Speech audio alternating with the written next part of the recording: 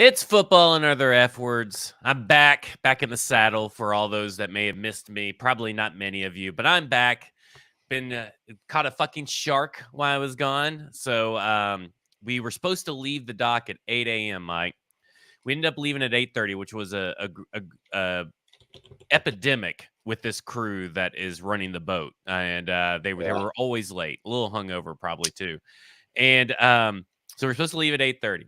So it's our last day fishing, but we're on our way back. Like we're fishing on our way out. Yeah. And we're fishing in, thousands of feet deep water. It's called the Pocket in near the island that we were near. And it's the store waves are going and everything. And so we drop the lines and like within 3 minutes get this big giant snag on the line, okay? So we are having I reeled in a 185-pound tuna by myself. It took several hours, but I did that last fishing trip. Yeah. This guy was so freaking strong and tough. And then the boat was rocking, waves are coming in. I mean, I'm soaked. We're having to pinch hit, reel them in. 2 hours. We get it close to the surface. And it's a hammerhead shark that we got on the dorsal fin. We didn't even hook him in the mouth. We just accidentally hooked him in the dorsal fin. So not only that, Mike, not only that did we reel him in, other sharks were circling him because he's bleeding blood into the water. I'd imagine, so we cut the line. We got it close enough to where we can cut the line. And all those sharks ate that shark. Now, and I'm not saying that this hammerhead shark is an innocent shark by any means. I mean, he could be a murderer down there and everybody hates him. True. But he was innocent in the sense that he was just swimming along and all of a sudden a hook got, taken down by his dorsal fin. And if we would have left on time, we wouldn't have some hammerhead shark orphans swimming in the seas. So that's for damn sure. But Mother Nature, man, it's a bitch. Shark murder. But it was a wild, good trip. I didn't really have to worry about the Tennessee Titans. I wasn't really on X too much this week. I just kind of checked in, popped in from time to time.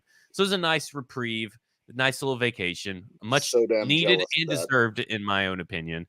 What is also much needed and deserves for everybody to head to Bluegrass Beverages in Hendersonville, Tennessee, and get you some wine, get you some liquor, some beer. They have one of the largest selections in the Nashville area. It's amazing. It's big, spacious. They have 2 different beer caves.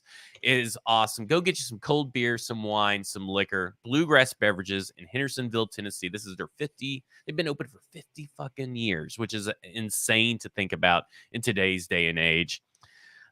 Mike, you wrote an article that we'll be talking about later about how people are being ridiculous, and I agree, about worrying about the Titans ruining Will Levis because David Carr in 2002 got ruined. I just want to emphasize 2002. Like, let's be. I've said this many times before. Let's be a little bit more recent in your examples, and we're also going to talk about why everybody, in my opinion, is wrong about this Civil War drawn in the line, drawing a line in the sand between if Marvin Harrison Jr. and the tackles or all this kind of stuff, why they're all wrong and why they're all wasting their breath like they normally do on Titans X. And we're also going to talk about Mike Vrabel's hot butt. But I want you to catch me up before we get into the Buccaneers game, which I really just don't want to spend a lot of time on the Buccaneers game because I'm sure I don't either. I mean, at this point, what else is there to say? I caught I got what I saw in Red Zone and all this kind of stuff. We'll talk a little bit about effort and all that. But I want to hear, what have I missed on Titans X that is either drama, newsworthy? What do you think I have missed that I need to know? Shit. I don't know. To be honest, I haven't been on Twitter that much either. Over the last few days anyways, just because I was traveling for work and the day job's been taking up a lot of time. So I haven't been on there a whole bunch, but I know there's a lot. You've already kind of hit on the biggest nonsense stuff, the Marvin Harrison Jr. versus a tackle versus can you find you just fix the offensive line in free agency. It's easy. Sure. Yeah, that's exactly what they tried to do last year, and we saw how that worked. Yeah, I think that's pretty much it. I mean, there's not much. Everyone's tired of this season, I think. Um, yeah, I don't know that there's a ton of drama out there. If there is, I'm missing Okay. it. All right. Well, that was disappointing. Yeah. Well, what a waste of time that fucking was. Well, But we're back. That's all right. We like to waste a little bit time here and there.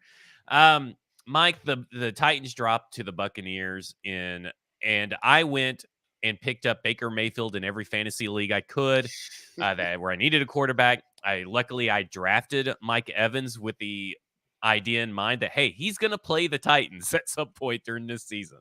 So, very good fantasy week for me. And if you follow the strategy of picking quarterbacks that are going to play against the Tennessee Titans, I think it's a pretty good winning strategy for fantasy football. And they just look hopeless. So we're on the boat and we have DirecTV on the boat, but you can't get local channels, right? So even yeah, though that we're in the Florida area, uh, when you're out at sea, you can't get local channels. And then on top of that, Dad has it still listed in a different part of Florida where he previously had his boat dock. So we would only get that place's local channel. So yeah.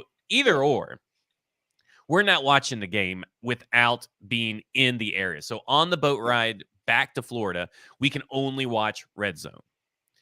I didn't get to see a lot of the Titans Bucks game No, at all for either side, really. We got to see a couple field goals. We got to see Monty Rice take a horrific angle. But yet again, here I am watching Red Zone, watching the Texans, the Bengals, all these early games, right? And I've made this complaint several times, and I've complained about this last year ad nauseum. I even X'd it out after the game. This Titans team has no consistency with its energy levels on the field. And I left it open for if you want to blame Mike Vrabel, you can blame Mike Vrabel. If you want to blame the players, you can blame the players. But either way, there is an energy problem because you see players that aren't as good, supposedly. Okay, so let's say that right here. I don't think this is a very talented team anymore. And I haven't for a little bit, but they're a lot less talented than I originally thought. And I guess if you don't have talent and you're not good, then you probably don't have the capability of keeping your energy level up high. Like there is something just I just don't think these players know how to be professionals and that's just a problem of having a lot of bad players that you're kind of have been forced with through these previous, last few years. And then you have a really bad.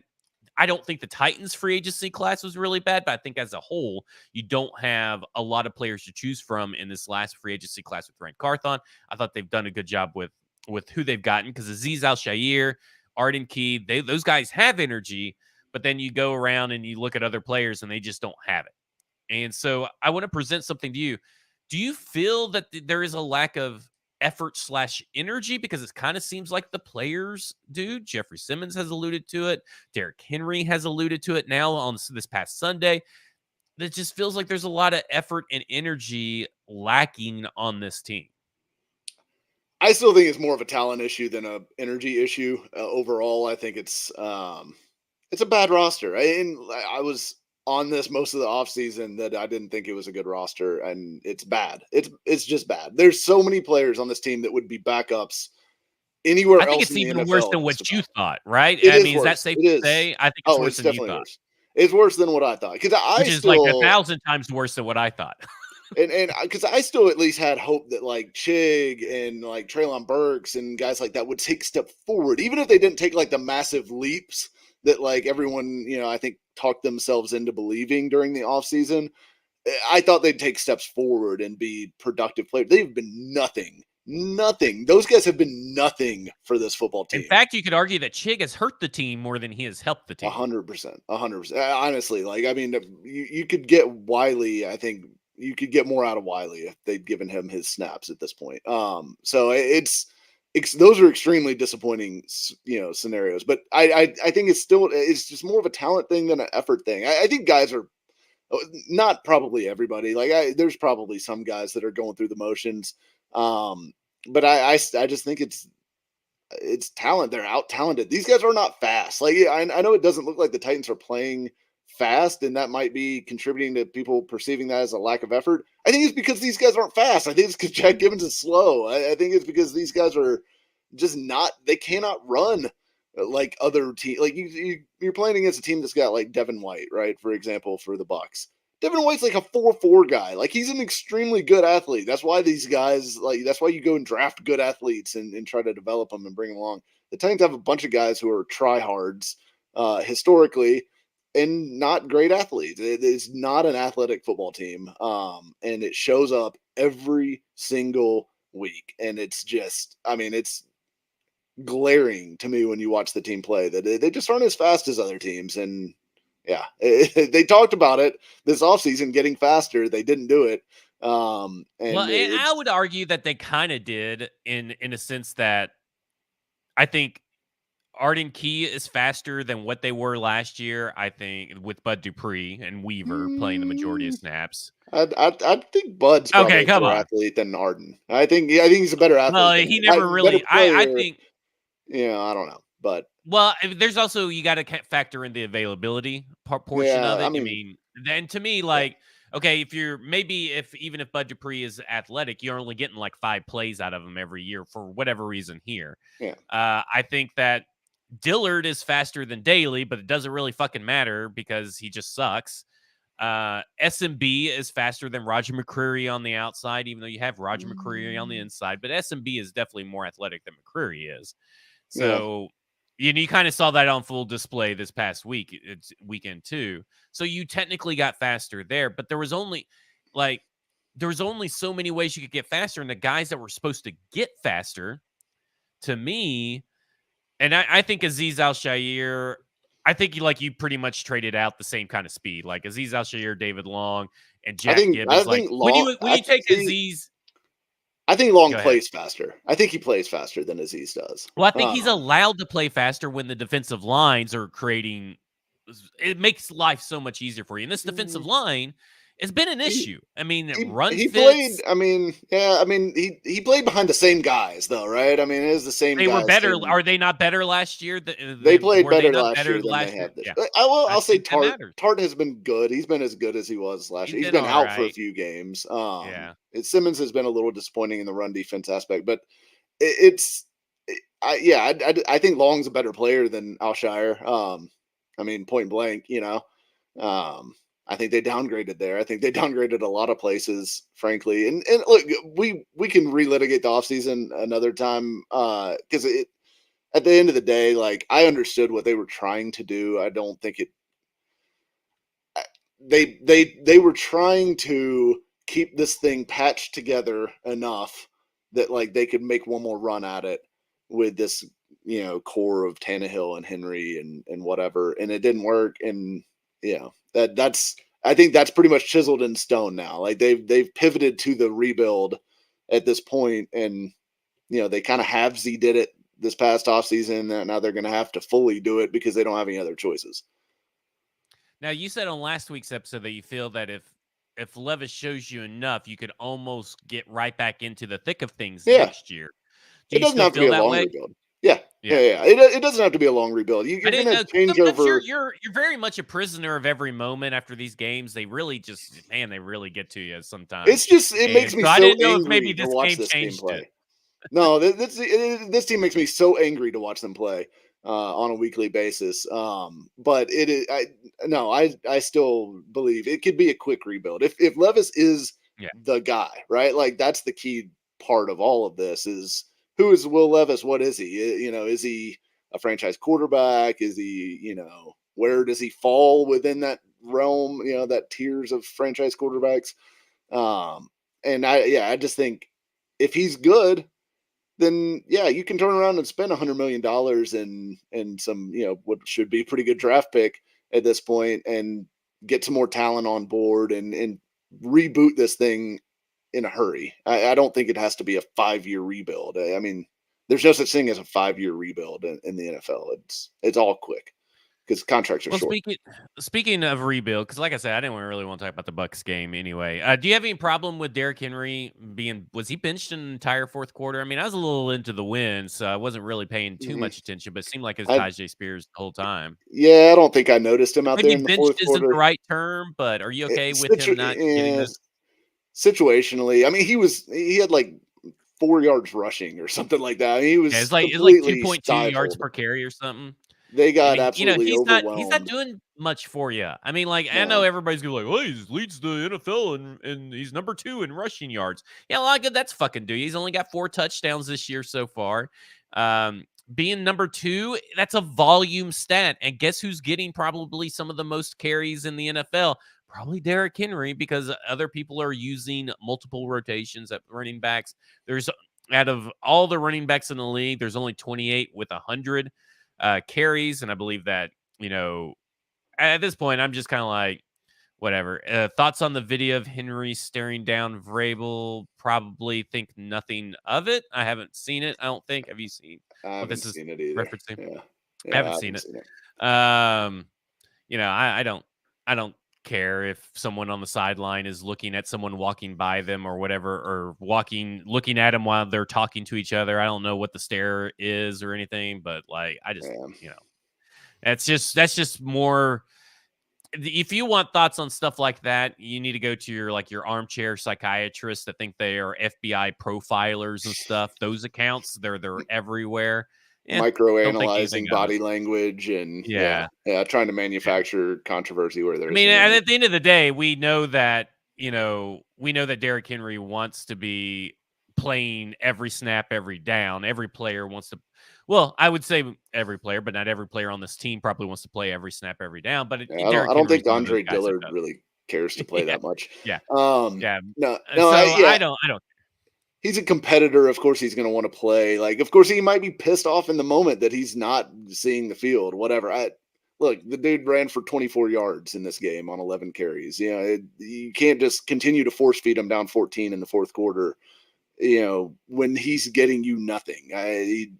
There, there was nothing there. They couldn't move the off. They were starting Andrew Rupchich at right guard in this game. And Dylan Radins was falling all over himself at left tackle, which we can probably talk about a little bit. But it was a disaster up front. There was nothing. There was nothing they could do. They were screwed. All they had was the hope that maybe Levis would fall into like some sort of bomb, or they'd hit a receiver who corner fell down or something like that for a big play. I mean, that was like the hope for the offense by the time that fourth quarter came around. It was clear, like it was clear as day, that they weren't going to do anything with their normal, run the ball, play action offense. And really the yards before contact, because I see that Andrew King can't do much when you get hit behind the line of scrimmage every time. He out of like I said, 28 running backs with 100 plus carries. And he's right at the average of those running backs of yards before contact per attempt. So he's not getting hit as much as what everybody thinks. He's just not seeing the hole very well. And listen, I'm not saying that it's all Derrick Henry. It's his offensive line has not been good, but you have a more dynamic running back in Tajay Spears that you should be getting the ball to more, in my opinion. And I'm fine with all that. Like we just got to all reset that Derrick Henry, just because he's number 2, because he's got let's see, out of those 28 running backs, he's got the 4th most carries. So just because he's number 2 in rushing yards does not mean he's actually had a very good year running the ball. And I think it's very clear that think it's fair to say that he hasn't.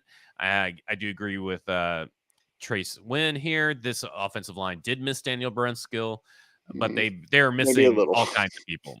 I mean, they're maybe a missing all little. kinds of Yeah, people. they're missing two Uh, tackles. That's what they're missing. They have zero yeah, tackles on this roster. like, and that's the thing. So let's get into this draft strategy debate. But I want to lead into it with a question to you. Is the left tackle spot for the Tennessee Titans just a black hole that sucks any level of talent and skill from whoever is playing that position? I mean, quite possibly. I think I tweeted a few weeks ago that like we're like one step away from the Titans. Like every time you put in a Titans left tackle, they're worse than the player before them somehow. Like Dennis Daly, it was like, oh, it can't be worse than Daly. They put in Dillard, he's worse. It's like, well, got to play Radens. He can't be worse than Dillard, and put in Radens. He's terrible. And it's just like a diminishing return every time you replace one of them. So we're like two replacements away from like the left tackle turning around and chasing Will Levis at the snap and trying to sack him for the defense. Like we're like not too far away from that at this point. So maybe that's what it is. It's just the curse of Taylor Lewan. Well, there's a civil war going on Titans X, which should be nothing new for anybody that watches the show or is on Titans X/Twitter. There's always some sort of civil war going on. Apparently, you have to be on the side of Marvin Harrison Jr. is the way. If it's Marvin Harrison Jr. and the best LT, so the best wide receiver versus the best left tackle, that there's only one way to build the team and protect Levis correctly, and it's either one of those guys. That's where it's at. Whether you're a Fashanu or an alt guy, it doesn't matter. But LT1 versus wide receiver 1. I got a lot of beefs with this. I don't know where to start. Let's start with this. Everybody's calling Marvin Harrison Jr. generational. Jamar Chase was generational. They're both part of the same generation. Are we watering down the term generational or misusing the term generational? It's been so watered down that it's literally meaningless now. Like, you know, it's turned right? into Okay, I'm just making sure. It's turned into the new elite, right? Like it's right. You know, everyone's elite. Are you an elite player? Like all these guys are elite. Like that's kind of, yeah. But now it's elite wasn't strong enough, so now it's generational. And every year there's a generational player you know, in the draft at all these positions. So yeah, it's completely I mean, Kyle Pitts was generational. Brock Bowers is now generational, and Kyle Pitts has turned out not to be generational. Trevor Lawrence was considered generational. I don't think he's lived up to that billing. I think that people got to like we've talked about in this show. You said people got to settle down. Now, but they won't. They can't. They can't. They're in this media market where you've got to say it's got to be the most extreme thing. They're either the best player that you've ever seen in your entire life, or they're the worst player that you've ever. And no takes in the middle are acceptable. Yeah. I will look at it this way. I would say that if you're building a board, okay, now remember, for those that may think that people build their boards based on how you see teams build their boards based on how you see the draft nerds do it, where it's just like 1 through 100. That's not how it is with them. It's built vertical and horizontal. Okay.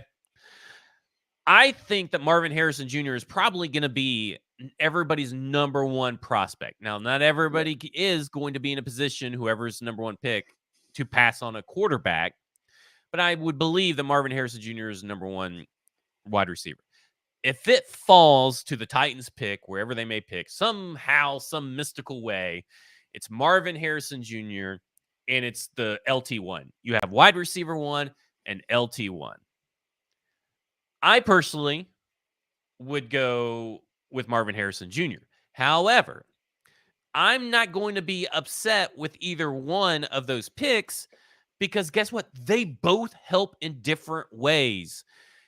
You could talk about, well, you got to protect Will Levis. So we'll talk about ruining and all that kind of stuff. But you got to protect the guy. He can't be able to throw to Marvin Harrison Jr. because he won't have enough time. And you got to protect him because he'll have injuries. Well, there's many ways to attack an offseason, right? You know, listen, Marcus had Taylor Lewan and Jack Conklin on the offensive line, one of the best pass blocking offensive lines the Tennessee Titans have ever put on the field, and he still got injured. It's not a guarantee that just because you draft a rookie LT, which sometimes they do tend to struggle and take years to develop, much like rookie wide receivers, that it's not going to, not going to prevent an injury. You still got the right tackle position. Now, listen, in all of this discussion, I want to remind people this, that you can find tackles throughout the entirety of the draft. You can find tackles in free agency. I'm not saying you can find left tackles in free agency, but you can find tackles in free agency. There's many ways to attack an offseason.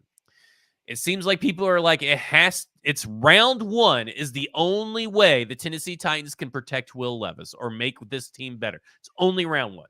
Round two doesn't matter. Round 3 through the 7 does not matter about free agency. Like I saw today, someone suggested, signing Jonah Williams at right tackle. And then someone's like, well, then you're just ignoring the left tackle position. Well, that doesn't even mean anything. Like, you're just saying that, okay, well, they can only sign one tackle. And if they sign a tackle, they can't draft a one. Like, what does that even mean? Like, people are going out of their minds in November about draft strategy. And I just want to remind everyone the offseason has many parts to it, and there are many ways to butcher a cow. My personal preference is Marvin Harrison Jr. And let me say, I don't think the Titans are going to be in a position where they're choosing between Marvin Harrison Jr. and Joe Alt or whoever you consider left tackle number 1. I'm just saying that I'm not going to be upset if they choose left tackle over wide receiver, if they choose wide receiver left tackle, because there's an entire draft that plays out. There's an entire offseason that's played out beforehand. We don't know what they're going to do. And there's no reason to have a civil war over this is my ultimate thing to say. Well, I would agree that, I mean, there are multiple ways to address it, right? Like, but I do think it would be I think easier. they have to find the left tackle in this draft, by the way. I do think so. I think the idea that you're going to go into free agency and find a left tackle that can be a solution for you. Look, there, Trent Brown, I think could be a real option. I don't like Jonah Williams as a draft. Like, he's not very good. He's better than, yes, he is better than Andre Dillard, but you're not, I mean, that's not like a guy that you want to throw a ton of money at in free agency, I don't think, because he's average at best. Which would be an upgrade. I get that, but like, I'm not paying average $18 million a year in free agency. So like Trent Brown, sure, I'd be interested in Yosh Neiman from the Packers as a right tackle option if they want to address that there.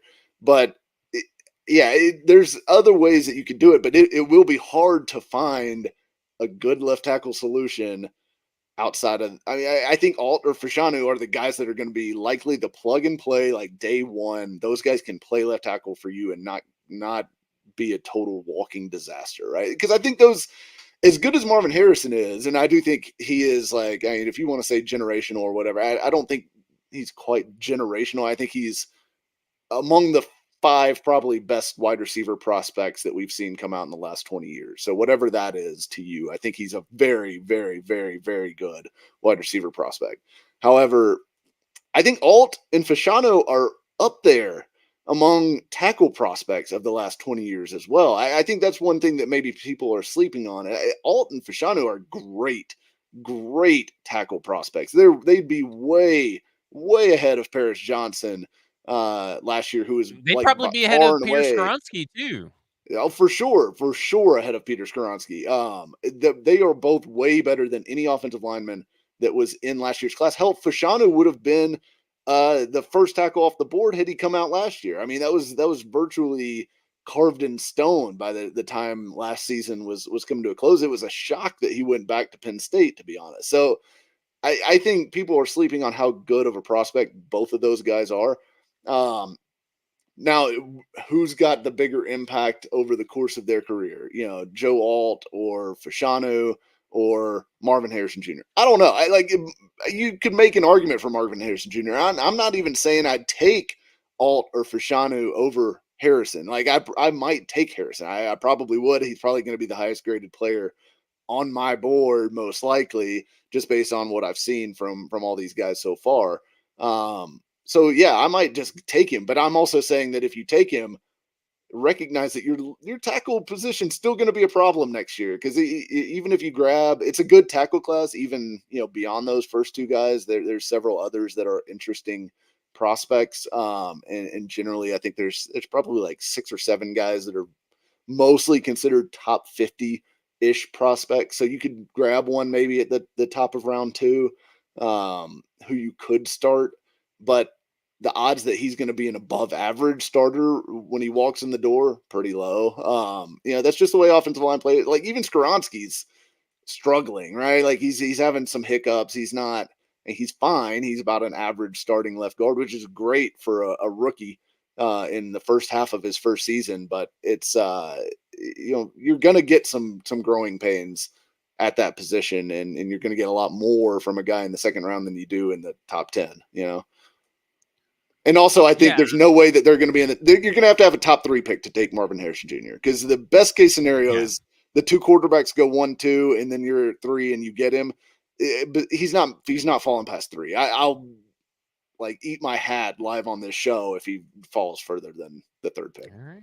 I'll write that down. I want that one. We're gonna do some hat eating if you have to. To me, it's what is more important, and this is going to kind of take us into the staff situation. And I got a lot I want to talk about on the staff front, hot butts and all that kind of stuff. Is they need to start utilizing what they said they were going to utilize all damn year, and that was a quick passing game. I am going to say something that's going to probably anger you and anger a lot of people, and it's a little bit of a victory lap because I brought up that they should be interviewing Bobby Slowick, and and CJ Stroud has been very good, and he's been also a little inaccurate as well. The big difference is that their scheme is scheming people open so he can throw quick passes. The Tennessee Titans talked about that all damn offseason. We alluded to it earlier. We're talking about getting faster, and one of the ways was getting faster off the that first step and getting open quickly. And they're not helping Will Levis in that regard. Now, I know a lot of people are like, fire Mike Vrabel, fire Tim Kelly, fire Craig Arkerman, fire Shane Bowen. And I'll say this. If they were to fire Shane Bowen and Craig Arkerman, which they should have fired Craig Arkerman like 5 seasons ago, but if they were to fire either of those guys this offseason, I would not bat an eye. I wouldn't care. See ya. Goodbye. Tim Kelly, though, now there is still a full season to play out, but I feel like Tim Kelly should be given the benefit of the doubt based off what we saw for the first 5 weeks. These last 2 games, he's been very, very bad in terms of play calling, situational awareness, in my opinion. Now, there is an execution issue. I mean, we're talking drops on drops on drops, but I do feel like his play calling has changed or has been worse than the previous, 5 or 6 weeks. So I want to talk about helping Will Levis in a different way, and that way is Tim Kelly needs to adjust his scheme and his development because he doesn't. We know that he has done stuff with bad offensive lines in Houston. They had bad offensive lines, but Deshaun Watson, even though he isn't now, and so happy that he is injured and out for the season, is fantastic. Will Levis is not the dynamic athlete that Deshaun Watson was. And Deshaun Watson was also a couple years ahead, obviously, in terms of his development and all that kind of stuff. So we need to see Tim Kelly help him out, not by dialing up NWI deep shots on the regular or these long developing routes that I continue to complain about now in 3 years of having Todd Downing into Tim Kelly. It's like they brought in the Todd Downing offense these last 2 weeks is kind of what I feel like. So at what point, I mean, you hope it's right now. You hope that them seeing Kyle Phillips go off, which, by the way, how's that old punt returner more value as a returner take going for everybody than a wide receiver, which you weren't that guy. No. But they need to start getting easy layup passes for Will Levis to complete at the beginning of the game and move down the field quickly, and not these long developing pass blocking sets when you have an offensive line like this. I don't understand the game plan in the last 2 weeks. Yeah. I mean, I think part of it is I think other teams know that. I think defenses know that. Defenses are not scared of getting beat deep, so they are able to play up tighter to Titans receivers because you're just not that worried about those guys running by you. I mean, even Hopkins, who he got loose on those bombs against the Falcons, but one of those was the OPI play, which probably was OPI most likely. He tried to do one this past weekend and it didn't He work. did. He almost got there. He almost got there. Yeah. And then the other one was a double move, which he got the guy to bite. Which I mean, hey, great. But they're just not going to line up and get beat, and when they come up and line up and press. So I think teams press them a lot because of that, and it does make it harder to throw that intermediate. The problem is the Titans have this weird, unique combination of weaknesses that box you in. And I talked about this last year with Downing too, right? Like, so this is not me like trying to contrive a way to defend Tim Kelly. It is virtually impossible to call a game successfully when you have slow ass receivers. Nobody's running by the defense. Traylon Burks would be the one guy that maybe could, and he's been just out or MIA for vast majority of the season at this point. You have no pass blocking. You can't trust your tackles to win. You can't trust either tackle to win one-on-one for anything longer than a 2-second drop, and you just don't have there's just not anything you can build upon. Like, there's no strength in that passing game where it's like, oh yeah, the Titans do this really well in the passing game. It's all weakness. It's all weakness, and I just don't know. I don't know what you do with it. I mean, just throw back shoulder balls to DeAndre Hopkins for 4 quarters and see what happens. I mean, that's about where I'd be at from a out of ideas standpoint. Because the other problem is when you're using Wes, friend of the show, Wes, tweeted this out earlier this week. But Titans have the leading player as far as pass blocking snaps in the NFL at tight end in Trevon Wesco, at wide receiver in Nick Westbrook-Akine, and at running back in Tyjae Spears. They are using those guys to help those tackles all the time, which leaves you at 3 receivers versus 7 defensive backs constantly. It's just a numbers problem for them. And so I don't know what the answer is, to be honest. I think they don't have the horses to have a good offense. I don't think that any scheming, I just frankly don't think that there's anything that Tim Kelly can do about it. I think they suck on offense, and I don't think it's going to get better until they get better horses. They've got to get better receivers. They got to get better tackles. Where do you put Tim Kelly on? How hot is his butt? I don't know. Not that hot to me. Okay. I just don't think they should be firing the whole coaching staff. I mean, I think the coaching maybe hasn't been great. I mean, it certainly hasn't been great. The results have been terrible. So there's, you don't get any gold stars or anything like that. But I also don't think that's the reason. I think their roster is garbage. I think I thought that this summer. I think that now even more. And I think that's the smoking gun. I think that's where they are. Well, speaking of that, Mike Vrabel is the topic of discussion. Now, listen, I want to preface this with saying that I don't think Mike Vrabel is blameless. I think that Mike Vrabel is having a real rough go with the majority of the players that are still on this roster that are holdovers from the John Robinson era. But his job as a coach is to get the best out of the players, and he's having the worst last 2 years of being able to do that. But I want to say, and then I also want to say, listen, if the Patriots want to pony up a couple draft picks, like 2 firsts or a first and a second, I ain't gonna bat an eye. You trade Vrabel. That's just where I'm at. You take the risk and you just trade Vrabel and you start over. Like, I'm okay with that. Okay, so, but I think the people that want him fired because they want to conveniently leave out the 7-3 start to last year, which I did say was a mirage, but it's still 7 wins, and they want to conveniently leave that out so it fits their narrative and stuff like that. I think are crazy. Now, I would be more surprised at Vrabel being fired than I was that John Robinson got fired. but I am leaving the possibility open that Amy Adams Strunk could possibly go and do it. However, I think it's highly, highly unlikely because the reason that she fired John Robinson, or the main reason why, in my opinion, that the Tennessee Titans have been bad is the roster construction. And it wasn't ever going to be completely fixed in 1 year. I thought it would be fixed in some areas that haven't, and some areas have gotten worse. But I think it's, like you said, a talent issue.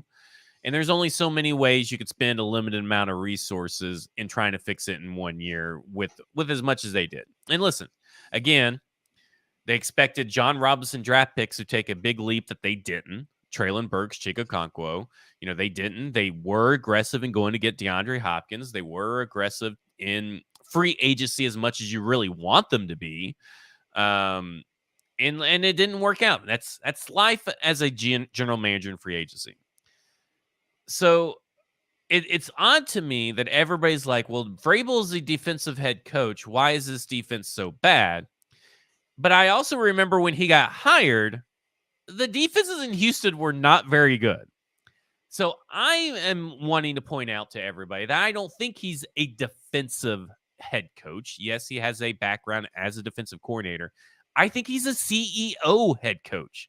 I think he's a Mike Tomlin, a Bill Belichick. Those are their defensive backgrounds, but they are mainly CEO head coaches, in my opinion. Yeah. And I think that's what he is. And I think that's what everybody needs to remember. That's what he is. He wasn't hired for his defensive coordinating prowess. If he was, that would be a horrible reason because none of his defenses were good. Well, he had one defense. He was hired. He only had one. Yeah, I think he was hired because he was a guy that can manage a bunch of different aspects of the game. It's clear that the rest of the NFL sees something that fans want to forget or want to be blind to because their team is losing. And again, he's not blameless, but I believe that it's much easier to do a lot worse than Mike Vrabel than it is to get better than Mike Vrabel. Like, it's way more likely that this team finds a worse head coach than a better head coach, because I am looking at this as when you hire a young offensive head coach, they usually want to keep play calling duties. 9 times out of 10, that normally ends in epic disaster where the offense isn't functioning, other things fall to the wayside. Then they have to give up play calling and all this stuff. And this even happens to veteran coaches. Look at Frank Reich; he had to give up his play calling. They're more apt to do that. I mean, we've seen a lot of offensive head coaches be successful, but we've seen a lot of offensive head coaches be disasters. And look, I'm all for trading him. And if you want to go after Ben Johnson or the next hot young thing like Bobby Slowick, whatever, I'm going to ride it out and think it's going to be okay and be fine. But there is a penchant that it turns into a disaster and you're way worse than what you were. So I think that we need to amp up the temperature on Mike Vrabel a little bit. Maybe not a rolling boil, but a simmering heat, because he needs to feel it. He needs to know. Oh, and I guess Frank Reich just announced that he's taking back play calling after 2 weeks, which is insane. That turned out to be an utter disaster over there. With one of the best assembled staffs, by the way, I've ever seen on tape. Yeah, that's what we all talked about it this offseason. We were like, wow, I love what the Panthers are doing. And they have been a trash can, burning trash. And we need to put some simmering heat on there, because we all need to recognize that Mike Vrabel has not done the Mike Vrabel things over these last season and a half so far.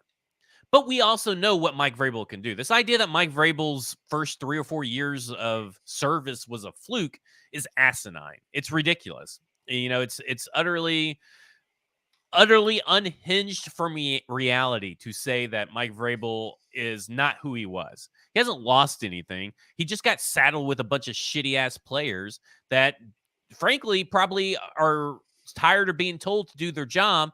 And you know why they're being told to do their job week in and week out? Why the message is coach better, play better, or why the message is you have to execute, you have to do this, is because they're not doing their job. everybody hates the boss or the person that repeats themselves and I've gone on way too long already.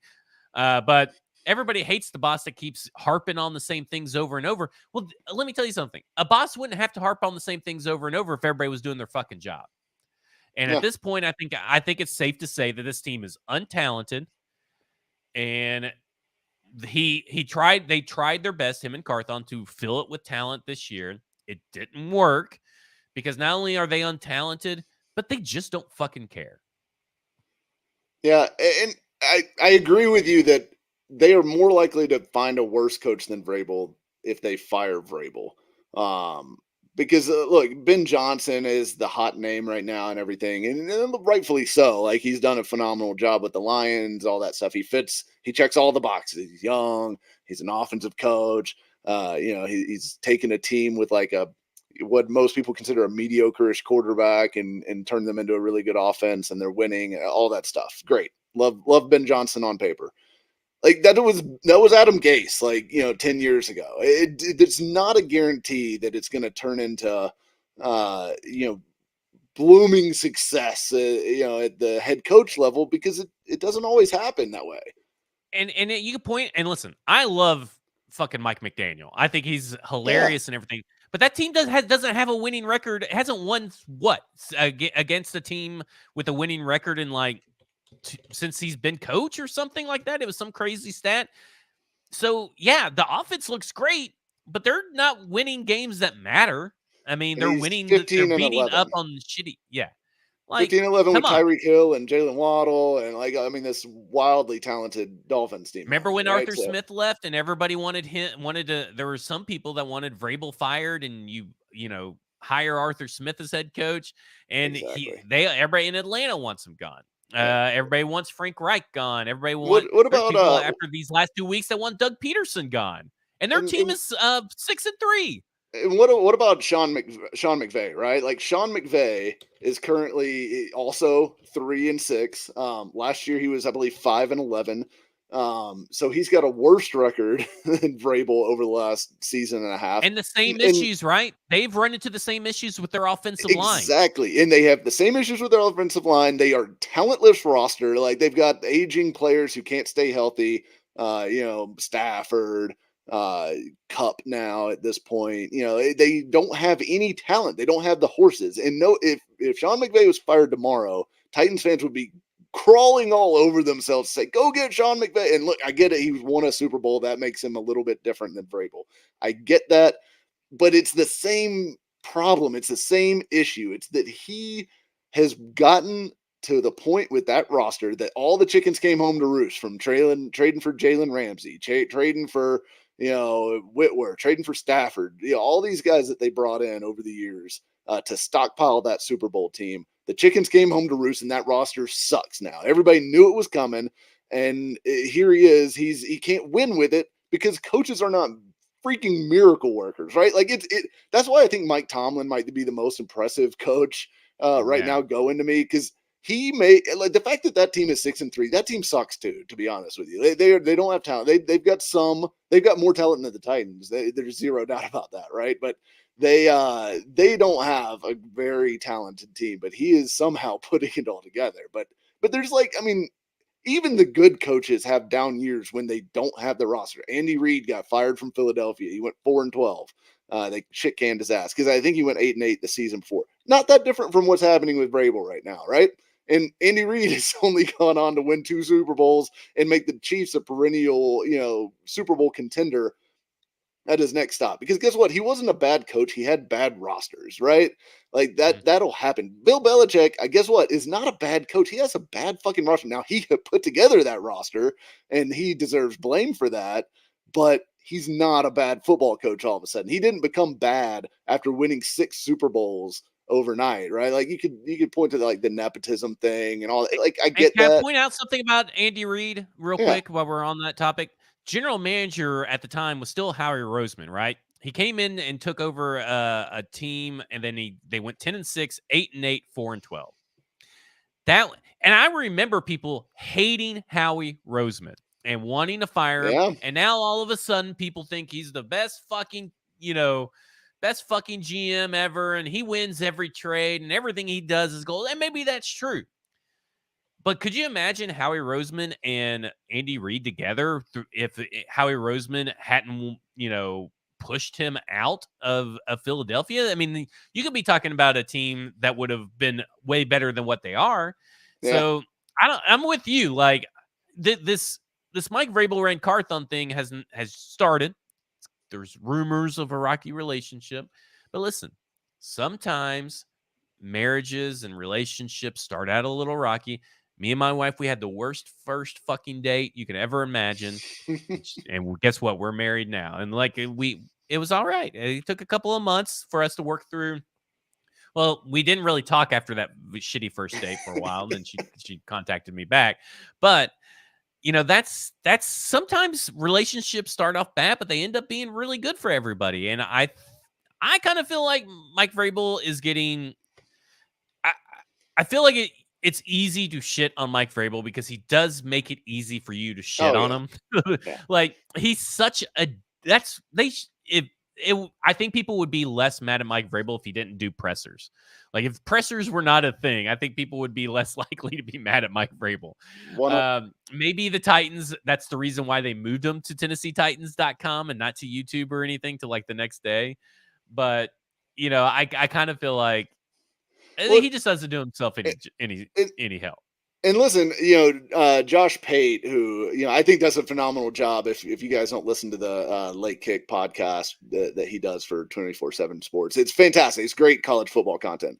But he talked about it in his most recent show, talking about there is that, ultimately, if you win, nothing matters. What you say, how you say it, how you treat people does not matter if you win because you're untouchable. It does not fucking, like Nick Saban is, could walk in every day and call the AD a piece of shit, and slap his sandwich out of his hand at lunchtime, and he wouldn't fire him because he's Nick Saban. And he wins, right? He just wins. So that those people don't matter. But when you do have a fall from grace, I think how you treat people and how you treat the media, it's how you talk to fans, like that kind of thing. That is where that starts to come home to roost, and that can either buy you some extra time or maybe cost you some extra time because of that. And I do think Vrabel, his shitty demeanor sometimes, where he just doesn't like to be questioned by the media and just get super defensive and that kind of thing. It doesn't play well, and it doesn't play well when you're losing, particularly, right? So I do think that there's something to that he doesn't do himself any favors there, but that also doesn't mean that I think he should be fired, right? Like, because I can be annoyed by him, I can be annoyed by his answers and his press conference appearances, but guess what? I still think he's a good football coach, because we've seen this guy take a team with Ryan Tannehill at quarterback, who most of you guys believe to be like a terrible quarterback, right? Like most of you guys are like, yeah, Tannehill sucks, he's not any good, or he was average at best, even in the good days. It took that to a 1 seed. He took that to an AFC championship game. So I think we've seen him do it with rosters that weren't exactly like, I mean, those weren't the 49ers rosters, right? Like those weren't the Eagles roster, right? Like that's not the situation that he was dealing with when he made those runs. He has elevated teams. We've seen him do it before. I think he can do it again, but you got to get him to a baseline of talent that he can actually work with. And that'll be Rand Carthon's challenge this offseason. And look, they need to figure out how to work together, because Carthon's not going anywhere right now because he just got hired, everything like that.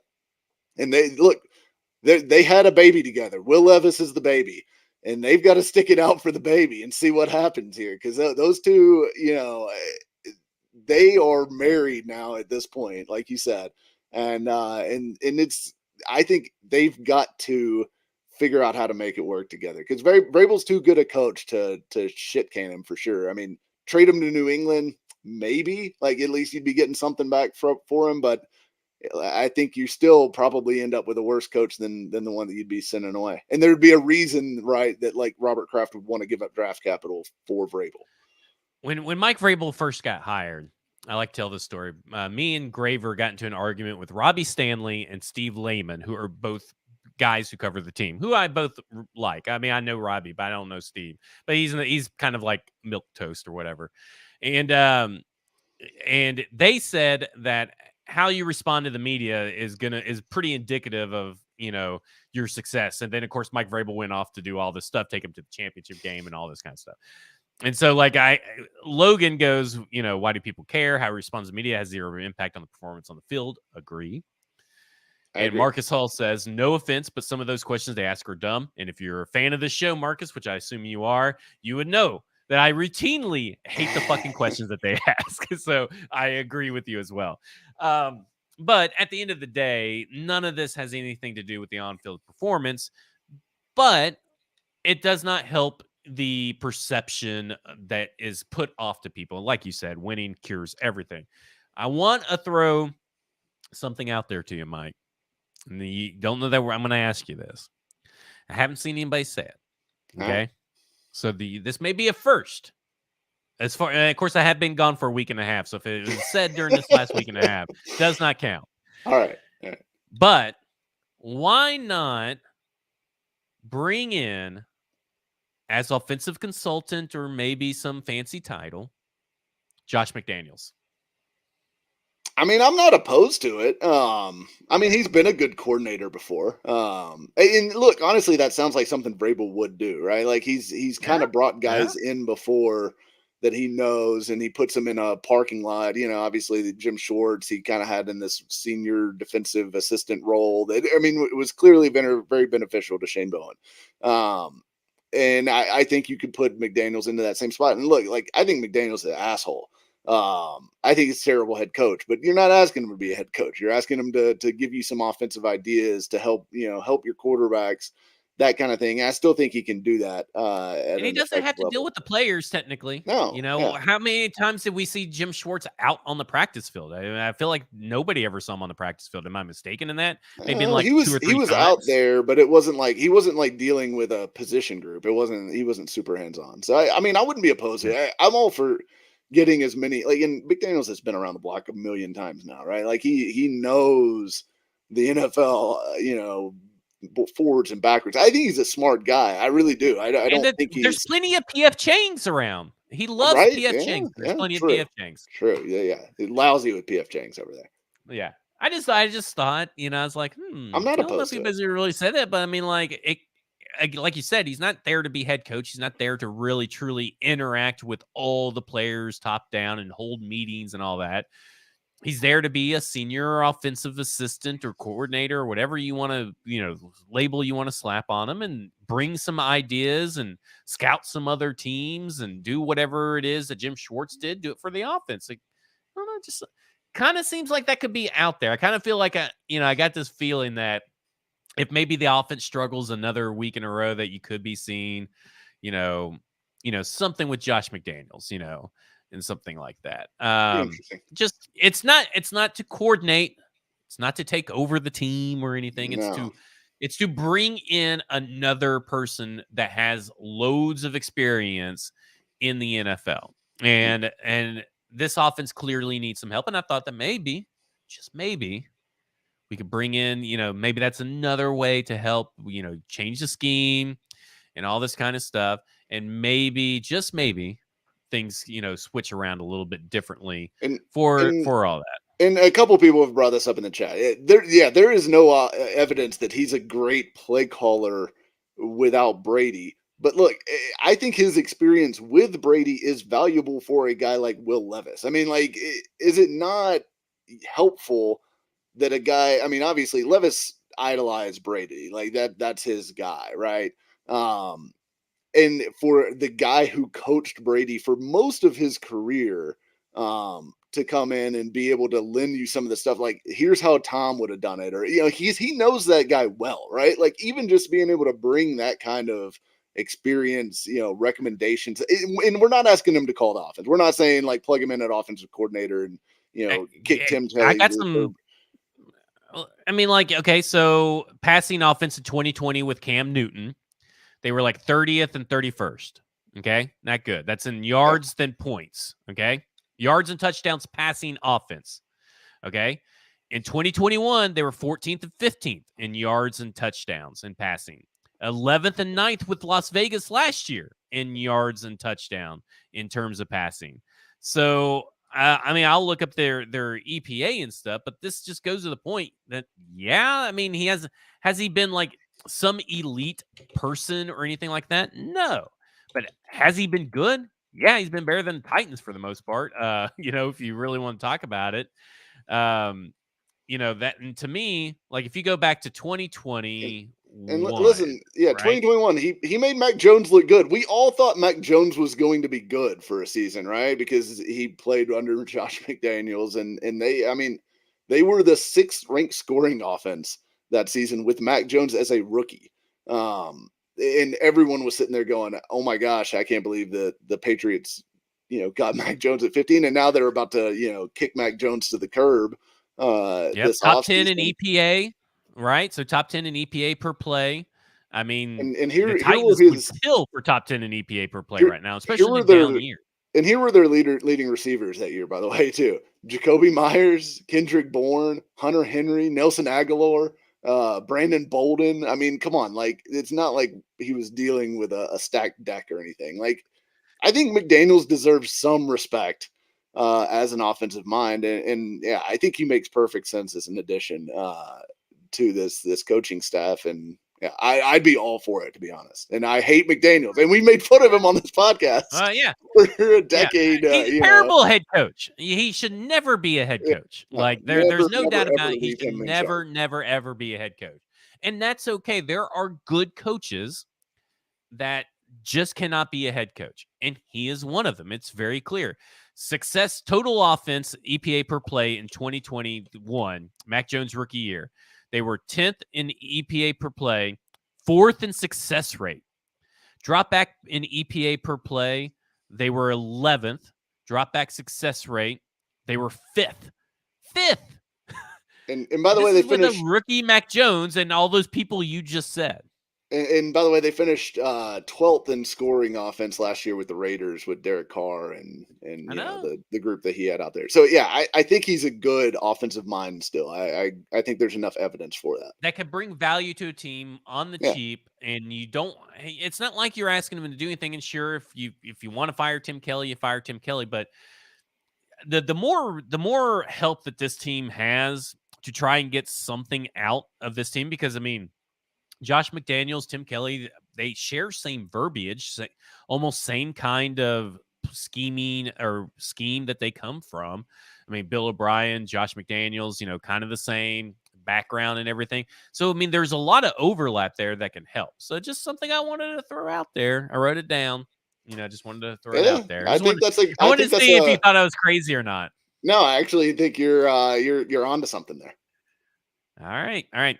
Okay, Mike, last thing, let's preview this game coming up against the Jacksonville Jaguars, who are Oh coming off a God, drumming yeah. at the hands of the San At Francisco home, 49ers. People are at home. wanting the play calling to change at home. People are wanting the play calling to change. I guess Press Taylor, get it back to Doug Peterson.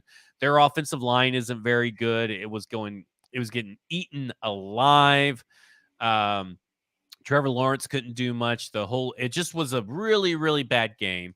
But that is bound to happen for a team that I still feel has been overrated all season long, even though their record does not dictate it. I think that their record is they've gotten some lucky breaks their way. And then when you put them up against a really good team like the San Francisco 49ers, they're going to get their shit kicked in. The Titans are not a good team like the San Francisco 49ers. No. However, I feel that there is some things to like about the heading into this week. And one of those things is that it was announced today that Sean Murphy Bunting would be back limited after thumb surgery. So I think that's good that he's coming back. It kind of resets everybody's priorities. But also, Dylan Radins is finally getting a full week's worth of practice at one spot, the left tackle spot, the spot that he has played his whole career, that the Titans have tried to avoid every which way of playing Dylan Radins. So now there will be reps. I guess he's getting ones. Jalen Duncan's getting the twos, is how I think that what the splitting reps or seeing both guys at that spot means.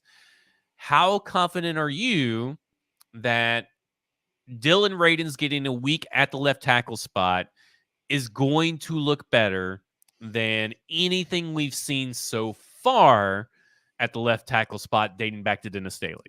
Oh God, that bar is on the floor. You would think, but Yeah, every time we say, like you said earlier, that they it just can't tunnel get under it. worse. Every time Yeah. they see the bar on the floor, they just tunnel under it. Yeah. I don't know. I Look, Radens. I thought he looked good at right tackle against Pittsburgh, surprisingly good, honestly. Which made me excited to see him go to left tackle during the game against Tampa. But then he was a train wreck. He was so bad. The rest of that game at left tackle, it was not good. So I hope it's better. I think him getting reps over there can help him. Him actually being able to prepare all week as the starter at left tackle should help. Um, I'm not confident. I wouldn't say I'm confident that it's going to be better than what we've seen all year, but I'm hopeful. There's at least some hope there. Then that maybe he can do it. But where are you Yeah. at with it? My confidence level for this entire offensive line is at It's the always, it's yeah. non-existent. It's non-existent. Expect the worst and never Yeah. hope for the best And at this look, point. Just be Josh pleasantly Allen surprised. Josh Allen is playing for a contract, and he is playing very, very well for that contract this year. He's been phenomenal for the Jaguars. And Travon Walker, as much as he's not Aiden Hutchinson, which is still a hilarious mistake, cell phone by Jacksonville, is good. He's gonna give them problems. He's good enough to beat Chris Hubbard and Dylan Sorry, Radin. my So eyebrow raise was due to David Lawrence saying sign Kenny Galladay, and that was like that's oh what my God, eyebrow raise was for. So I hope that's no, a don't troll. sign I hope Kenny that's a Galladay. troll job. No, me too, me too.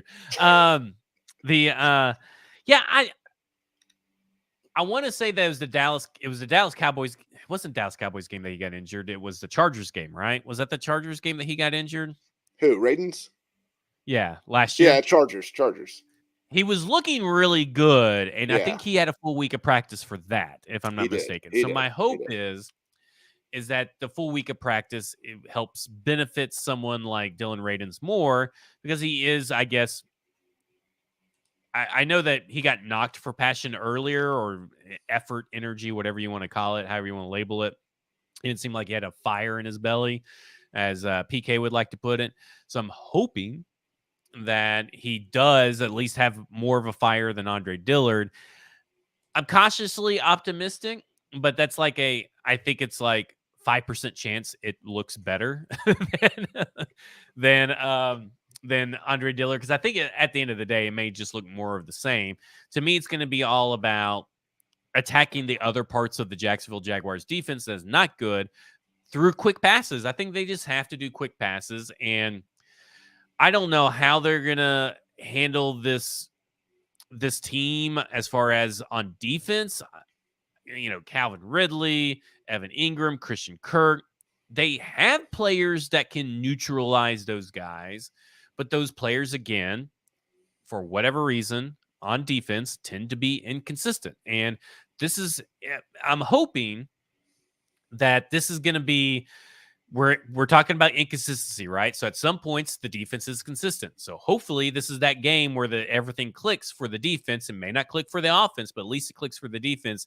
And I'm kind of thinking like a 21-16 kind of game. Like I don't think it's going to be I would take the under. I don't know what the under is set at, but I'd likely take the under. Yeah, I think I would too. I have more hope that the Titans defense can slow down the Jaguars offense than I do. And the Jaguars defense isn't good, but I just don't see this Titans team moving the ball really well, especially against a team that does have good edge rushers. I mean, they're not good in a lot of places, but they are pretty good on the edge right now. And I think that's the Titans kryptonite. You can't go up against anybody who even has one above average edge rusher. So I don't know. I think it's a tough match. It'll be interesting because like if you win that game, as weird as it is to say, I mean, like you're kind of back in the race a little bit. You know, Well, I was you're about to two say, games doesn't out winning with an tiebreaker. away game, winning an away game, and then winning an away game against a divisional opponent, doesn't that kind of change like maybe this whole locker room and player vibe going on right now? Possibly, yeah. I mean, I think it would help. I think it would put them back into they'd be back in the fight at least, right? And like, look, I'm not at the point where I'm like, I hope they lose all the rest of the games. Like, I look, a better draft pick is great and all, but I still want to see them compete. And look, if they could go on a run, it'd be fun. I do think the division is weak. Like, there's not going to be a 13 win team in this division, right? Like, you're going to have, probably 10, maybe 11 wins would be what it would take to get you in. I guess that would require 11 wins would require the Titans to win out, which is not happening. But yeah, maybe 9 or 10 wins get you the division. So we'll see what happens. I'm not. I think the Jaguars probably win. But I'll be interested to see how it goes. And if the Titans do win, I'll enjoy making fun of the Jaguars, who have got to be Oh my really gosh. getting nervous about like Trevor Lawrence, right? Like, they've got to be getting nervous about Trevor Lawrence. And you've been on the Trevor Lawrence isn't that good thing all along. And look, right now, CJ Stroud, best quarterback in the division, and it's not even remotely close, in my opinion. I put that tweet out there, which got a wild, range of responses. Jaguars fans found it and thought it was wild that I would even ask the question. To rank the quarterbacks in the AFC South right now as far as who you'd like to have for the next 5 years. But I'd want Stroud. I'd want Stroud, and I don't think it's close. Yeah, I don't blame you. I mean, Trevor Lawrence right now is looking like a mid-tier average quarterback. Take that for how you want to. I mean, there's nothing wrong with being in, we talked about the No, time, yeah. 20%, 60%, and 20%. Nothing wrong with being in the 60%, but he's not as good as what everybody wants to say. Now, fantasy advice, he's playing the Tennessee Titans, so you definitely play Trevor Lawrence and you play Yeah. every Jaguar that you have. Calvin Don't put Ridley's any going on the for bench. 160. Yeah. Yeah, don't put any on the bench. Play every Jacksonville Jaguar that you have, maybe even the defense. So we'll see about all that kind of stuff. I still think that I think Stroud right now is playing as the best quarterback in the division, and I think that if I were ranking the quarterbacks that I would want to build around, I think I'd put Trevor Lawrence fourth. I think I would Really? put. I think I like the Man. upside. I'm not going to back off of Anthony Richardson. I have to say that I think I like Will Levis's leadership style and his intangibles a little bit better. You're building around a guy that you may already have seen his ceiling as a playoff win team. You don't know what the other guy's ceilings are just quite yet. But I also will maintain that CJ Stroud will be coming back down to earth at some point. This is not a level of play that's going to be as indicative of him. It's indicative of Bobby Slowick. He's a Bobby Slowick merchant, and you guys are all hypnotized. I don't And know. if anybody, yeah, he's a I Bobby watch I Slowick watch merchant. I watched CJ Stroud play a good bit this past weekend, and I was like, Well, I oh did my too. He was god. on that game was on Red Zone all the fucking Oh time. yeah, constantly. Yeah, I caught a lot of it, and it was But like, they're oh just man, the this dude is scheme is good. so good. The scheme The is scheme so is good. fucking good. Look, and also Tate Dell, who I was dead wrong about, and Nico Collins, who I was right about, are really good receivers. By the way, like, people keep saying like, well, his receivers are worse than Tannehill's. No, they're or worse than Levis's. No, they're not. They're not. Nico Collins and Tank Dell are better than DeAndre Hopkins and whoever you want to put as the Titans second. They're Yeah, that's the problem is your 100% Titans better. second. The Titans second is your problem. I saw Yeah. someone today say um, they were talking about D Hop. They were talking about comparing what the Titans have now versus what the Bengals had the year before they drafted Chase. And someone was like, well, dude, they had Tyler Boyd and T. Higgins. Those guys are better than what the Titans have. He's like, nah, we got D Hop, Traylon Burks, NWI. And I'm thinking, who is including Traylon Burks in anything? Like, no way. No, why? Why? And The look, guy the has Tennessee Titans tried to 150 get yards this season. yeah. The Tennessee Titans tried to get CJ Stroud. It didn't work out. They got their number 2 quarterback, and to be honest, I think that the number 2 quarterback is looking way better than anybody expected. And I still think, even after the Bucks game, I'm looking at a guy that I think you can build around. Like, he has not shown me anything that says that he's in the lower part of that 60% or on the borderline of the 20. He's shown me stuff that I think, like, you get him the an offensive line, and one more wide receiver, and you're cooking with gas. That's where I'm at with Will Levis. You're cooking. He may just be 2019, 2020 Ryan Tannehill, but you can win with that version of Ryan Tannehill. I know people don't think that you could win a Super Bowl with Ryan Tannehill, but that version of Ryan Tannehill, you can win a Super Bowl with. And I'll say that, we didn't talk a ton about the Levis's performance in the Bucks game earlier, but I think he was largely fine given all the. I mean, he wasn't great. Like I'm not saying he was, but he still looks like an NFL quarterback to me. Like, right? Like he does not look like a guy he doesn't look like a Zach Wilson. He doesn't look like, even Jordan Love, some of these other guys that just look like they just don't have any idea what they're doing out there. Levis to me looks pretty decisive. He's obviously got the arm talent and everything like that. He's got a lot to put together still, but given what's around him and what we know is around him and the pressure rate, I mean, like there's some wild stats that I put in my piece today at paulkarski.com just about how bad this offensive line truly is. And given the surrounding talent, I think Levis has been impressive over the first three performances. Yes, he's had a few interceptions dropped, sure, but I don't know that all of those were necessarily his fault. Like the Chig one, he hits Chig in the hands. That's a touchdown. That should have been a touchdown. Turns into an almost interception, but you can't hold that almost interception against Levis because he did everything right. That is an almost interception on the hands of Chig. But yeah, I think Levis has mostly been good. And he's the only reason that I really get excited to watch the Titans play at this point, because I just want to see how he develops and how he does, because I do think the upside is enormous with him. Because they're not going to ruin him by playing him. Like we said, Marcus earlier, in 2016, he had an injury and he had two of the best tackles in the game currently in that year, and he still got injured. He needs every rep he can get. Bad reps, good reps. You want to lessen the hits that he has taken for sure. But if he lets the hits start making him see ghosts and he turns into Sam Darnold, a la the Jets, he turns into Zach Wilson, a la the Jets, he turns into David Carr, that's an on him. That's not the fault of the Tennessee Titans for playing him.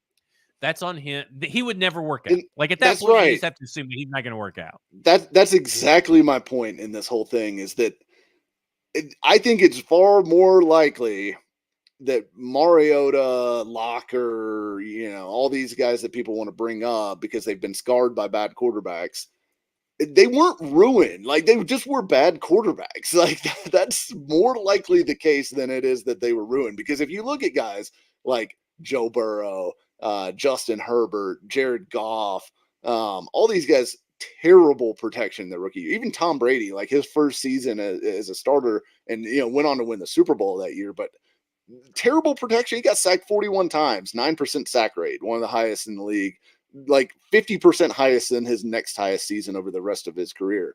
But those guys all bounced back from that first year. Like none of those guys, became broken and like some sad excuse for a human being after, going through that. You are able to come out the other side as a strong player if you are that guy. And to me, if Levis is that guy, he's going to come out of this just fine. I don't care how many times he gets hit. Like, even if he gets hurt, Joe Burrow had his ACL torn because he's playing behind a terrible offensive line in Cincinnati his rookie year. His second year, he went to the freaking Super Bowl and damn near won it, if not for a defensive holding call that was kind of, So, look, I just don't buy this idea that, like, you're going to ruin this precious little flower of a quarterback.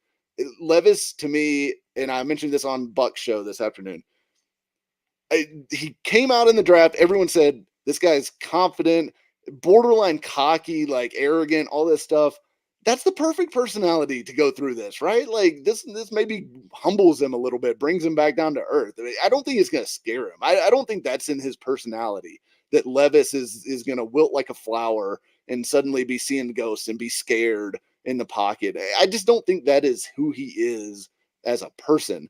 And I don't think that there's any way that they're going to break him by playing him in this offensive line. I think you got to give him the reps. The reps are more valuable to him now to get it out of the way than you these lumps, these growing pains, you get them out now so that next year when you spend $100 million on this roster to try to upgrade it and you are ready to try to see what you've got in him, he's ready to go. That he's got some skins on the wall. He knows what he's looking at when the defense, is blitzing him or the defense is showing this look and bringing that pressure. That is what these reps are for, and they are critical to him.